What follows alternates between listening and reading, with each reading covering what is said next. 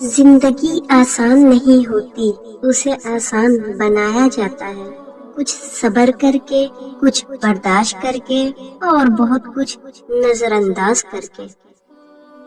اپنے صبر کے ساتھ وقت گزاریں۔ کسی وقت میں اگر پوری دنیا کا رویہ بھی آپ کے ساتھ بدل گیا تب بھی یہ نہیں بدلے گا، بلکہ یہ آپ کے حق میں اور مضبوط ہو جائے گا۔ موسیٰ کی طرح اللہ راستے ان کے لیے بناتا ہے جو اللہ پر توکل کر کے آزمائشوں کے سمندر میں صبر سے چلتے ہیں۔ صبر کی دو صورتیں ہیں، جو ناپسند ہو اسے برداشت کرنا اور جو پسند ہو اس کا انتظار کرنا۔ صبر کرنا اور قدر کرنا نصیب والوں کے حصے میں آتا ہے، اور امید جب اللہ سے جڑی ہو تو ٹوٹنے کا کوئی امکان نہیں ہوتا۔ لوگ کہتے ہیں پیسہ رکھو، برے وقت میں کام آئے گا، پر میں کہتی ہوں اللہ پر یقین رکھو، برا وقت ہی نہیں آئے گا۔ وہ عطا کرے تو شکر اس کا، وہ نہ دے تو ملال نہیں۔ میرے رب کے فیصلے ہیں، اس کے فیصلے کو زوال نہیں۔ کچھ آزمائش اور مشکلات ایسی بھی ہوتی ہیں جن کے ختم ہونے پر انسان کو احساس ہوتا ہے کہ وہ زحمت نہیں، رحمت تھی۔ لوگوں کی نظر میں خاموشی انا ہے، اللہ کی نظر میں خاموشی صبر ہے۔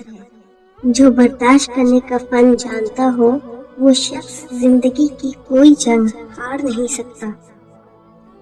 جو بارش میں 7 رنگوں کی دھنک دکھا سکتا ہے، دکھ و سکھ میں بدلنا اس کے لیے کیا مشکل۔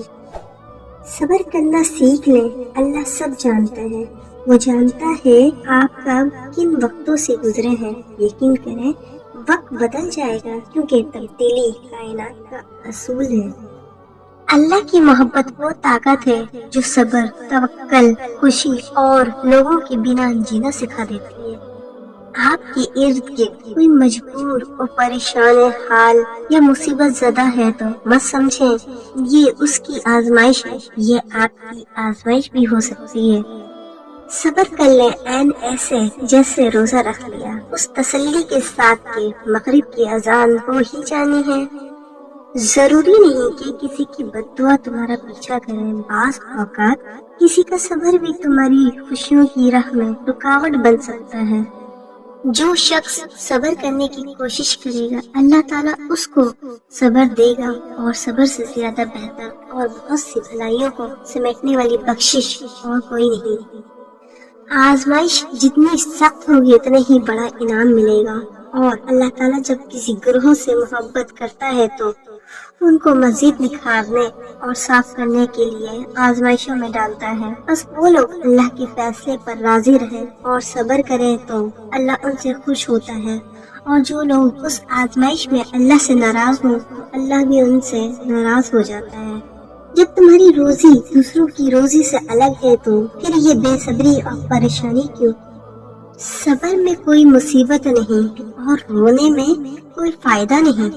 اگر صبر نہ ہو تو تنگ دستی یا بیماری وغیرہ ایک عذاب ہے، اور اگر صبر ہو تو کرامت اور عزت ہے۔ صبر زندگی کے مقصد کے دروازے کھولتا ہے، کیونکہ صبر کے سوا اس دروازے کی اور کوئی چابی نہیں ہے۔ اگر لوگوں کو صبر اور تحمل کی عادت ہو جائے اور وہ واقف ہو جائے کہ صبر کا پھل کتنا میٹھا ہوتا ہے تو انسانی زندگی ہزار تلخیوں سے پاک ہو جائے۔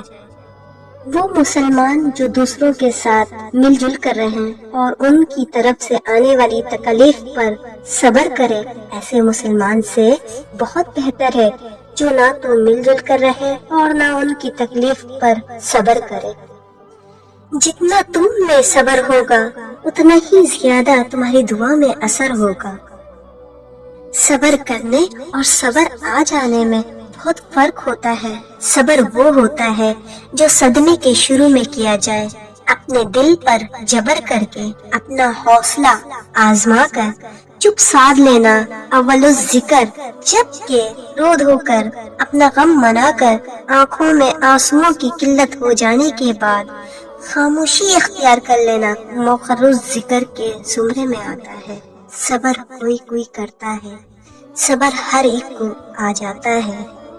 जिंदगी उस तरह बसर करो कि देखने वाला तुम्हारे दर्द पर अफसोस करने के बजाय तुम्हारे सब्र पर रक्श करे। जब कभी किसी मुसलमान को कोई कल्बी तकलीफ, कोई जिस्मानी बीमारी, कोई दुख और गम पहुंचता है और वो उस पर सब्र करता है तो उसके नतीजे में अल्लाह ताला इसकी खताओं को माफ करता है। यहाँ तक कि अगर उसे एक कांटा चुभ जाता है तो वो भी उसके गुनाहों की माफी का सबब बन जाता है। अगर सब्र ना हो तो तंगदस्ती या बीमारी वगैरह एक अजाब है, और अगर सब्र हो तो करामत और इज्जत है।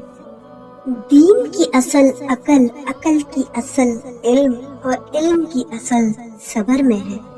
अगर सब्र की तकलीफ ना उठाई जाए तो कम से कम गौर और फिक्र से मदद लेकर ही मामलात को आसान बनाया जा सकता है। तंगदस्ती पर सब्र करने से अल्लाह ताला की तरफ से फरागदस्ती हासिल होती है। हर तकलीफ अल्लाह ताला की तरफ से होती है और जो मसाइब पर सब्र करता है अल्लाह ताला उसे उसका अजर देता है।